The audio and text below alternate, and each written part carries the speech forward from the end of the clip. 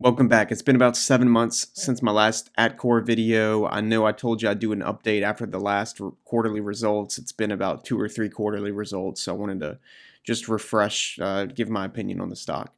All right, so at that time, 7 months ago, it was about $154 a share, so we're actually a little bit lower at 148. I mean, it's not much movement. It's only about 4%. I should have done the other way, right? 148 divided by 154.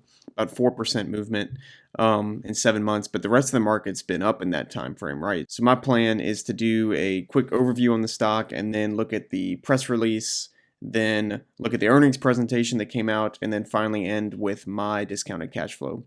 All right, I'm using Seeking Alpha for this first bit. If you want your membership for Seeking Alpha, I have a link below that'll get you a discount or a free trial, so check that out.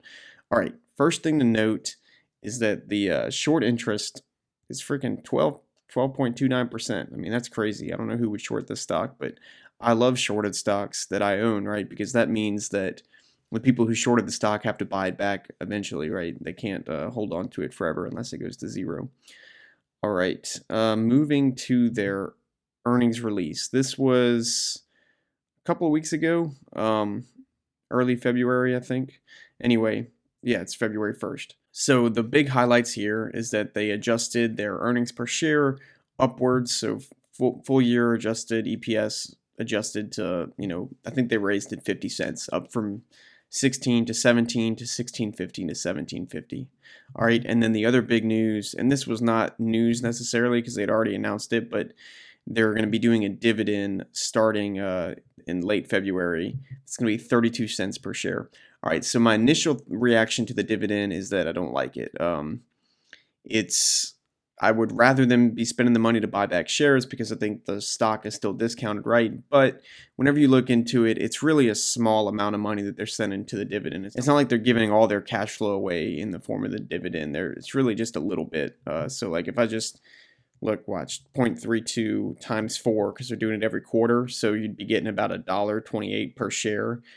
I mean, that's less than 1%, right? So you take that number and you divide by the stock price, multiply by 100, and it's 0.86% yield on the dividend. Okay, so really small yield, which means that they still have a lot of that cash left over to do better things with, like buyback stock, right?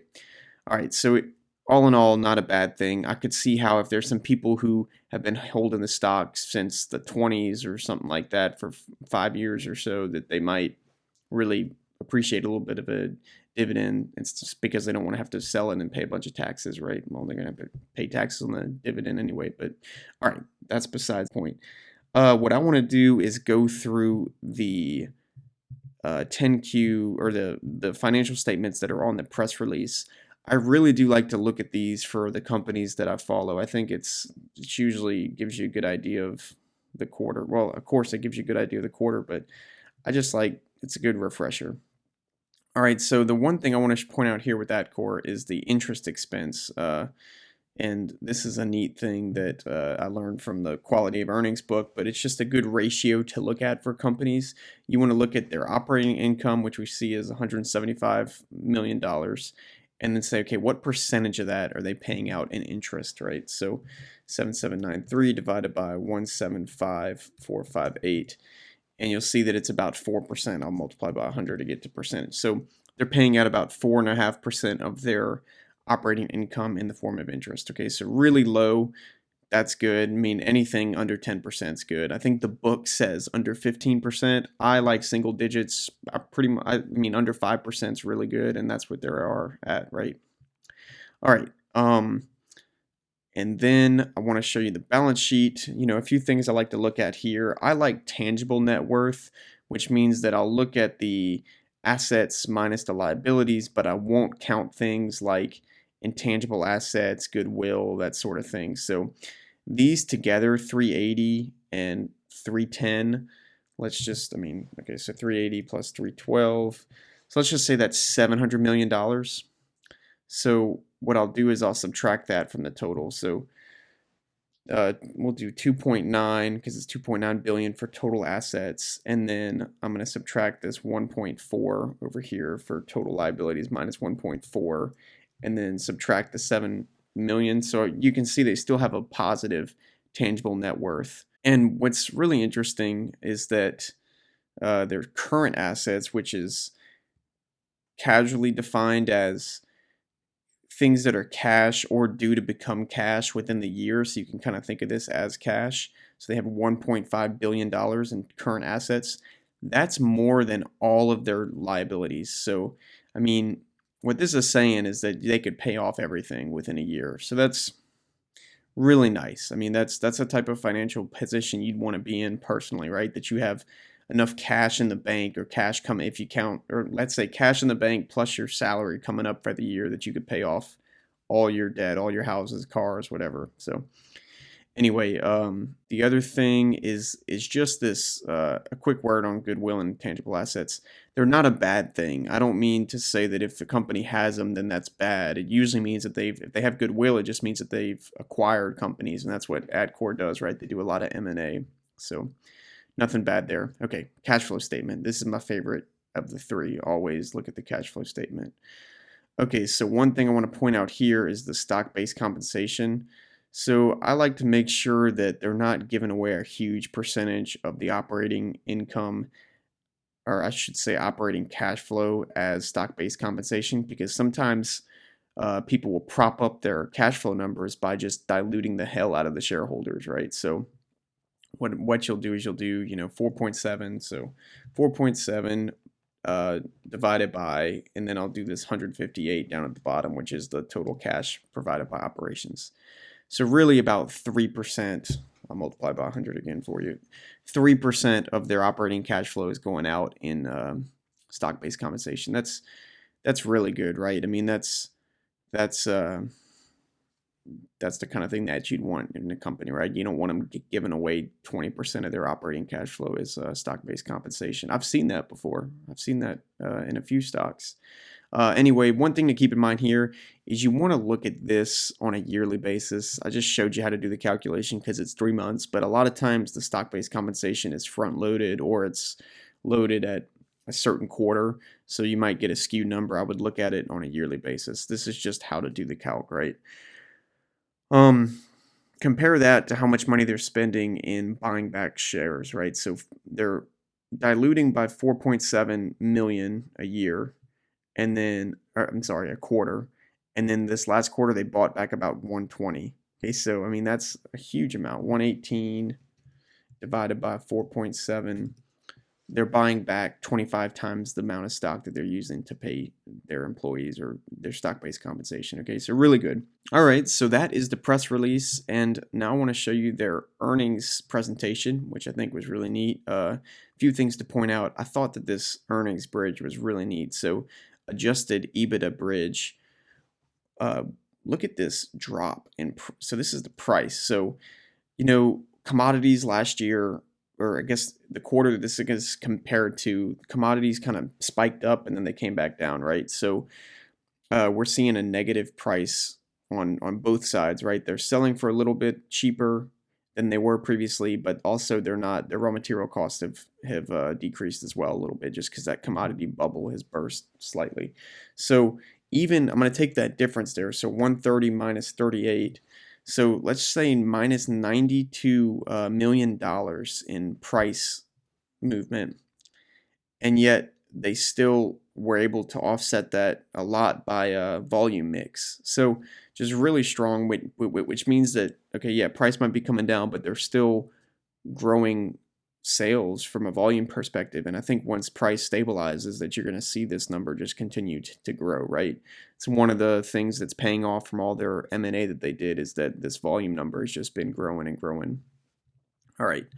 The other thing is this, let's see, the full year outlook. Where is that? Okay, yeah, I think this is neat, and this is just kind of a cool lesson on how to get to an estimated cash flow, right? So they give you all the pieces here, but they won't tell you outright what they think the cash flow is going to be. So you got to kind of do it yourself, right? So adjusted EBITDA is 900 to 950 million. So that's earnings before interest, taxes, depreciation, and amortization.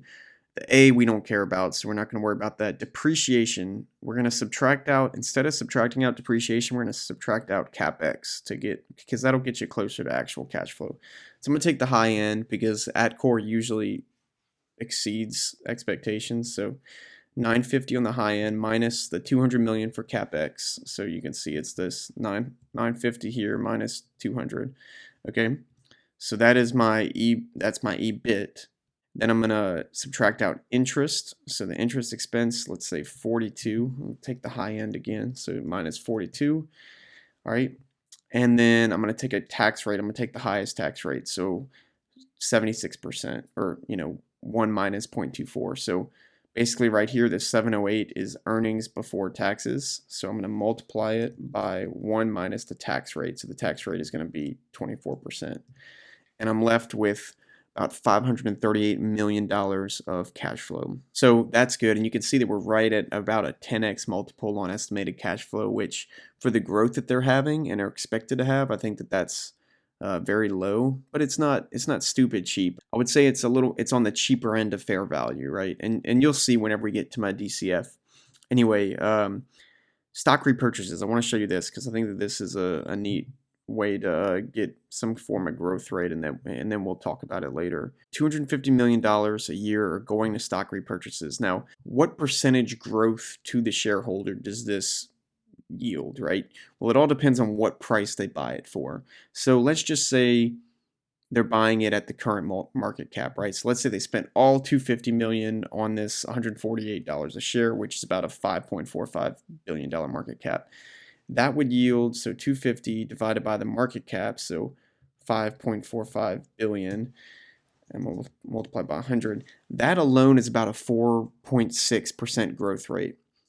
Okay, so just the repurchases alone, you're growing almost over 4.5%. You add the 1% that you're getting on the dividend, and you're at 5.5% easily, right? So anyway, we'll keep that in mind whenever we get to the growth rate, which is what we're going to do next. We're going to go to my discounted cash flow page. Okay, I will send you, I've said this before, I'll send this to you for free. Just email me, send me a message or something, and then I'll send it. It's just an Excel sheet that's formatted nicely for the video. Anyway, it's got 5 inputs. It's got the cash flow, then the 5-year growth, perpetual growth, my discount rate, and then a margin of safety. And you can input all these, and it'll give you net present value. And then based on the margin of safety, it'll give you a target entry price, okay? So I'm going to put $18 a share because that has been that's what they're expecting. That's what they've been talking about on all their earnings calls for the last year or so, that they're going to be at $18 a share moving forward. That's kind of their floor. So $18 a share. I'm going to go ahead and put my discount rate in. My discount rate's 15%. Some people use lower. I just like being conservative. 5-year growth. Remember, I said you're getting like 5% growth from the repurchases alone, plus so I'm going to put 10%, and I think this is kind of conservative. Anyway, 10% growth, and then a perpetual growth rate of 3%, right? Okay, I think that's reasonable. That could be higher too, but we'll keep it at 3. And then margin of safety, I like 2/3, so 67%. And basically, I get that net present value, conservatively estimated net present value, $184 a share, target entry $123.42. That's very specific. This is kind of what I've been thinking in my head, that, fair value is roughly 180. You probably want to buy at 120. So that's kind of how I've been managing my position.